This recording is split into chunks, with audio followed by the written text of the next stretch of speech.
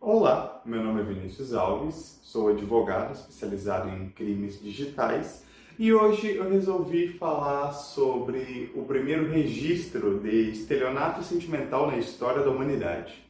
Bem, esse registro remonta à Grécia Antiga. Está registrado no épico Jasão e os Argonautas e data ali de 1300, 1400 a.C., que conta a história do herói Jasão, o eleito da deusa Hera, na sua aventura para recuperar o lendário Velocino de Ouro, junto dos afamados Argonautas. Argonautas tinham esse nome porque eles eram aqueles que navegavam no Argo, o navio Argo, e entre eles estavam alguns dos maiores heróis da Grécia.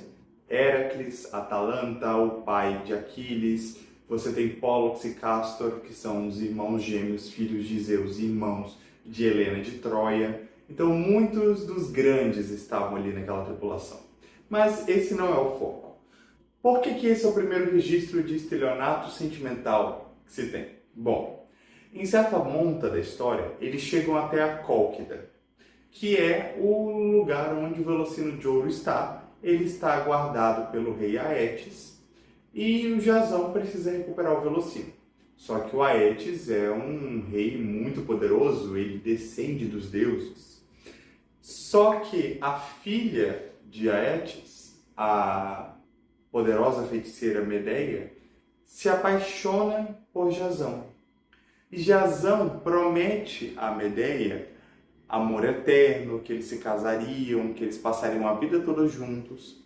E ela, apaixonada por ele, traiu o próprio pai, traiu o próprio país e, pasmem, ela matou o próprio irmão para ajudar na fuga, porque ela ajudou Jasão a roubar o Velocino, então ela não poderia ficar na Cólquida, ela teria que fugir, porque o pai dela com certeza a mataria. Só que, prevendo isso, o que Medeia faz? Ela pega o próprio irmão, mata, faz que nem a Elisa Matsunaga, faz picadinho do irmão, e joga no mar. Então a Aetes tem que parar, tem que reunir os pedaços para poder dar um enterro digno, e nisso Medeia e o Jasão fogem. Na viagem de volta, a Medeia ainda faz muita coisa, ela salva a pele do Jasão e dos Argonautas várias e várias vezes ainda. Quando chegam de volta para a terra de Jasão, lá ela ajuda a destronar o rei, induz as filhas do rei déspota, que era tio do Jasão. O tio do Jasão roubou o trono do pai dele, mas enfim, esse não é o foco da história aqui. Mas ela consegue induzir as filhas a matarem o pai, pensando que estavam fazendo um ritual para deixar ele mais jovem, mas só acabaram matando o pai. E eles tiveram que ser expulsos de lá por conta disso. Enfim, 10 anos se passam, eles se estabeleceram em Corinto, que era outra cidade-estado que acolheu eles. Só que, depois que a Medeia, a pedido e para proteger o Jasão, traiu o pai, traiu sua nação, abandonou sua pátria, matou o próprio irmão, abriu mão de tudo por ele, 10 anos depois, já com vários filhos, Jasão larga a Medeia por uma garota mais jovem, filha de um general da cidade de Corinto. Em algumas versões, a filha de um general, em outras, a filha do rei. Pois bem, Medeia não aceitou bem o final da relação. Inclusive, é uma sacanagem muito grande, né? Ela faz tudo isso, ela abre mão de tudo por ele, acreditando nas promessas dele, e depois que ele tem tudo que ele quer dela, ele larga ela, abandona ela, porque ela não tem mais nada a oferecer a ele, e vai atrás de outra garota que é mais jovem, tem uma alta posição, o pai dela vai ajudar e abrir portas para o Jasão, ou seja, um interesseiro de uma figa. Ela não aceita bem, a Medeia manda um presente envenenado para a noiva e acaba matando a noiva com um vestido envenenado.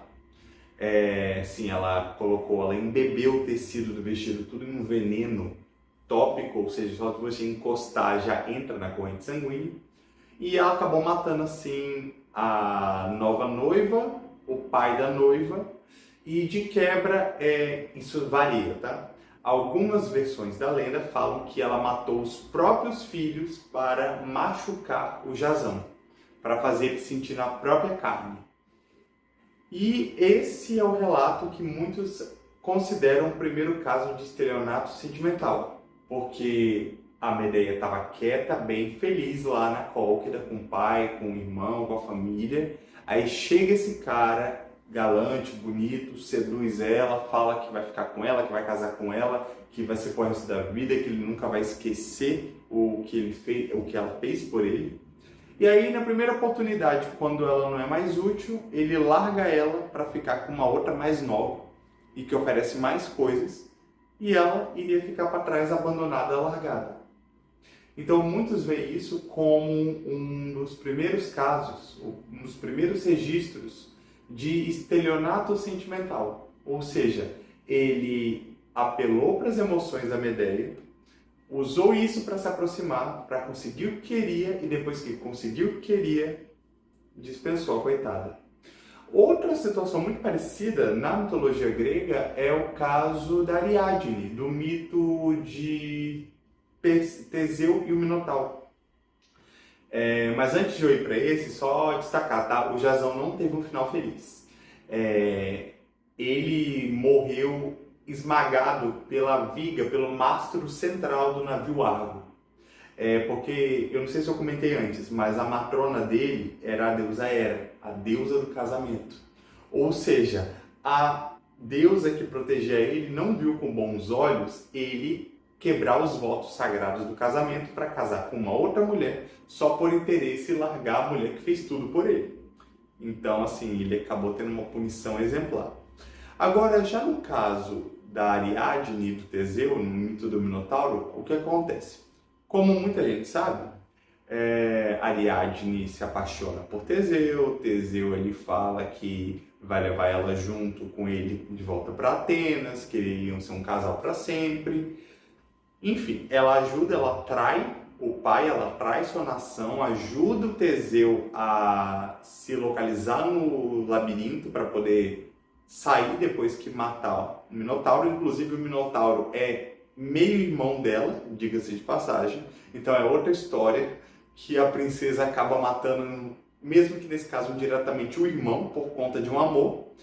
E depois que tudo isso acontece, quando eles fogem de Creta, de volta para Atenas, Teseu realmente levou Ariadne. Só que ali, aproveitou, furunfou ali no navio, mas em Naxos. Naxos é uma ilha que fica ali na região das Cíclades, na Grécia, são uma região de algumas ilhas.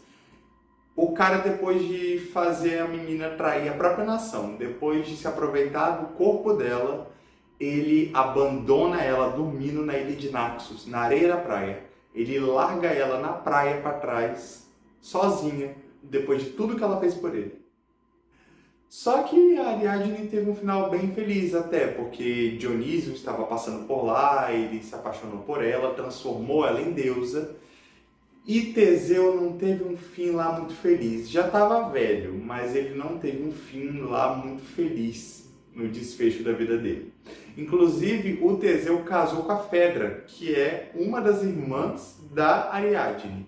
Então, assim, quando você vai ver, os ditos heróis da mitologia grega eram uns caras com morais bem questionáveis, se você for analisar. E são alguns dos relatos mais antigos de estelionato sentimental.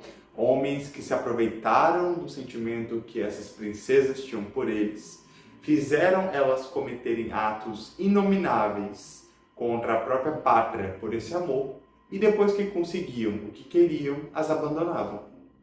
Mais alguém viu a conexão aí? Deixe nos comentários se você conhece outras histórias em que personagens fazem isso. Não importa se é um golpista homem, uma golpista mulher, mas comente aqui relatos que vocês conheçam que sejam parecidos.